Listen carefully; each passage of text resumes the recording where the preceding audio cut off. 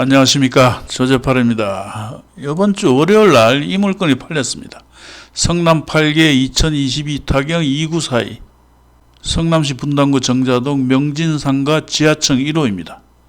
자, 건물이 이렇게 있고요. 쭉 보시면 1억 4,555만원에 팔렸습니다. 감정금액은 1억 3,200인데 감정가보다 높은 금액 110.27%의 낙찰을 받았습니다.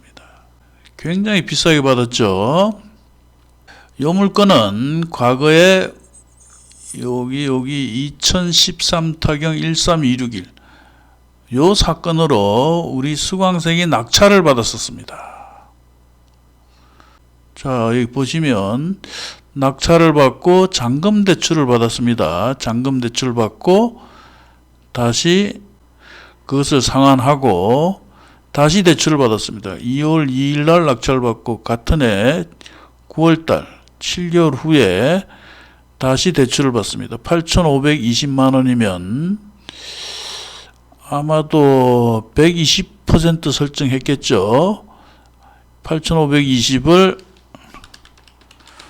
나누기 120%를 하면 7,100만 원 대출을 받았습니다. 그리고 2개월 후에 3,900만 원, 3천만 원 빌렸었겠죠? 저축은행은 130% 설정을 했을 겁니다. 그러므로 요놈은 3천만 원, 조금 전 7,100만 원 플러스 3천만 원, 1억 100만 원 대출을 받았죠. 그리고 세입자에게 2천만 원을 받게 됩니다. 낙찰을 받았고 2015년 낙찰을 받고 2016년 9월 9일 보증금 2천에 매월 60만 원. 다 합쳐서 요놈 7,100, 요놈 3,000 그러면 1억 100, 2,000 1억 2,100만 원을 여기서 뽑아 먹었습니다.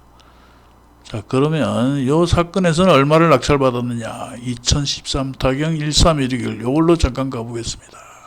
2013 타경 13161 같은 곳이죠. 그때는 감정이 굉장히 높게 됐습니다. 2억 3,200만 원 됐습니다.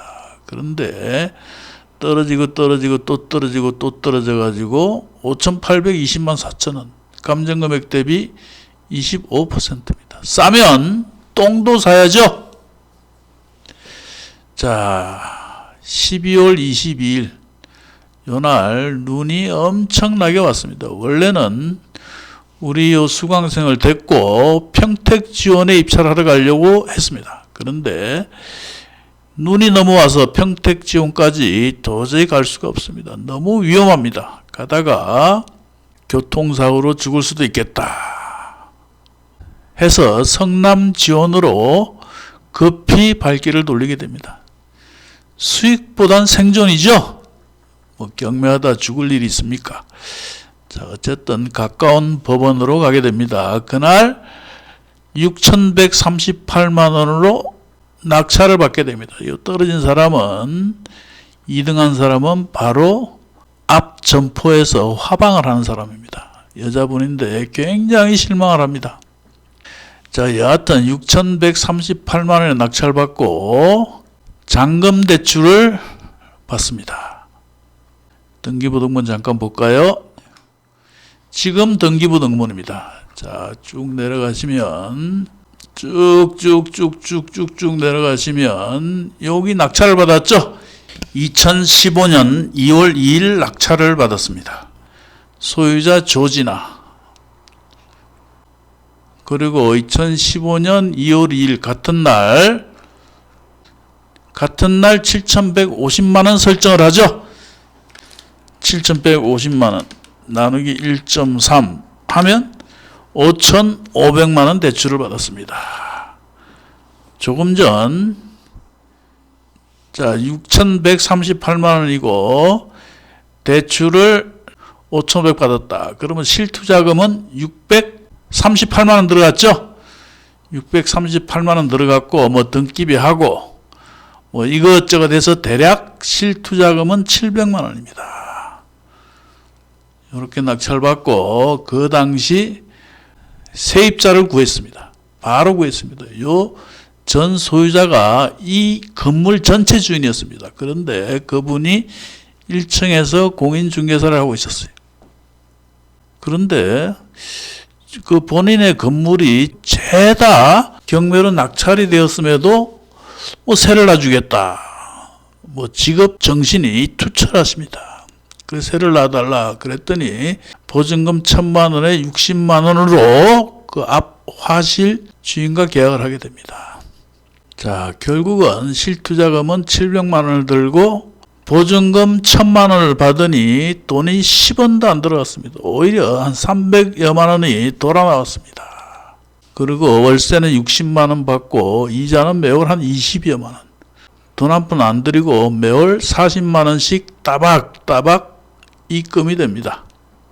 자, 그런데 여기를 보면 그 이후엔 저는 이제 뭐 연락을 안 하고 어떻게 된지 모르겠습니다. 그런데 최근 요 등기부등본을 보면 여기 얼굴을 보면 여기 요때 5,500 대출을 받았었죠. 그런데 2015년 2월 2일 그런데 2015년 9월 2일 8,520만 원 대출을 받습니다.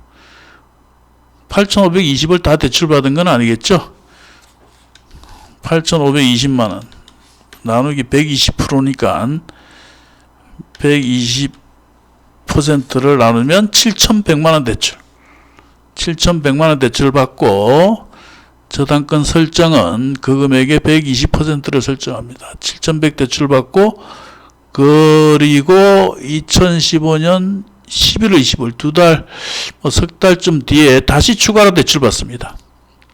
3,900만 원. 이건 130% 설정했죠. 실채 금액은 3천만 원입니다. 그러면 1억 100만 원. 많이 뽑아먹었죠.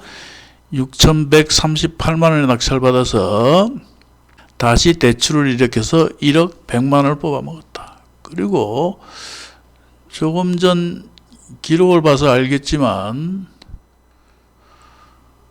여기 세입자가 보증금 2천에 60이죠. 그 사이 보증금 1,000만 원을 올렸습니다. 처음에는 1,000에 60만 원이었다가 보증금을 1,000만 원 올려서 2,000에 60만 원.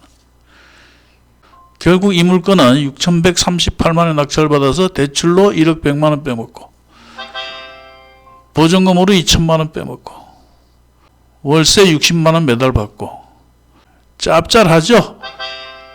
2015년 2월 2일부터 지금까지 몇 개월입니까? 16, 17, 18, 19, 20, 21, 22, 23 8년입니다. 8년.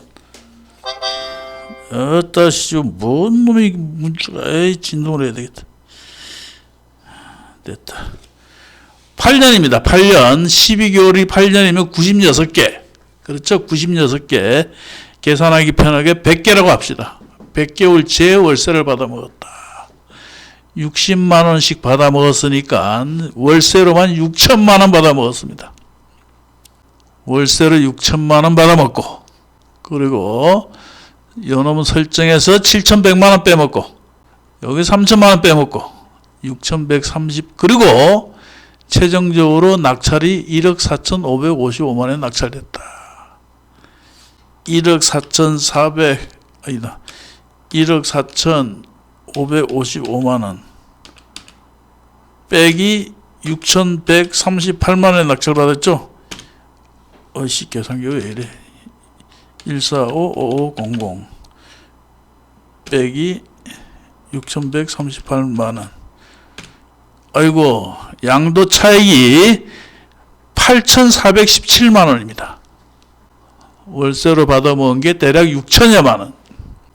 짭짤하게 빼먹었죠. 짭짤하게 빼먹고 그리고 경매로 이렇게 팔렸다. 결국 이분은 돈 10원 한 푼 들이지 않고 그리고 월세는 받아먹으면서 경매로 날려도 손해는 없었다.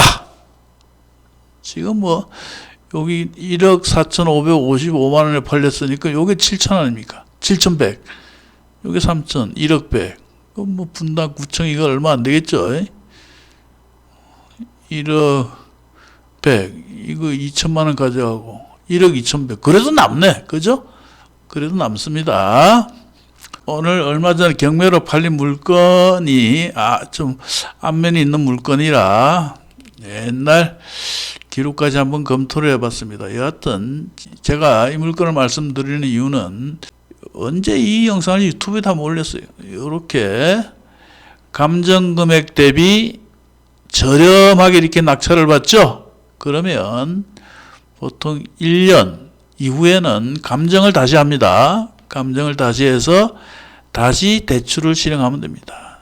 낙찰을 받은 것은 낙찰 금액의 90%, 80% 이렇게밖에 대출 안 되죠. 그러나 1년이 경과되면 다시 감정을 한다.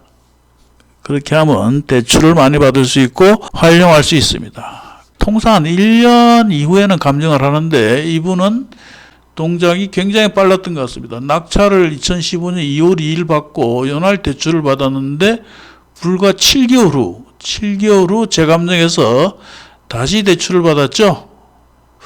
그래서 저는 통상 낙찰이 되고 1년 후에는 재감정해서 대출을 받을 수 있다고 봤는데 아마도 6개월만 지나면 가능한 것으로 봅니다.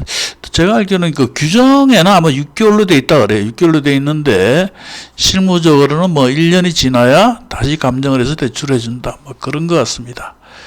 여하튼 이 물건은 저렴하게 낙찰 받아서 경매로 날려도 수익이 난다. 돈 한 푼 안 들이고 짭짤하게 팔린 사례라서 올려봤습니다. 자, 영상 보시고 도움이 되셨다면 구독과 좋아요 꾹 누르시기 바랍니다. 꾹 누르시면 3대가 복을 받습니다.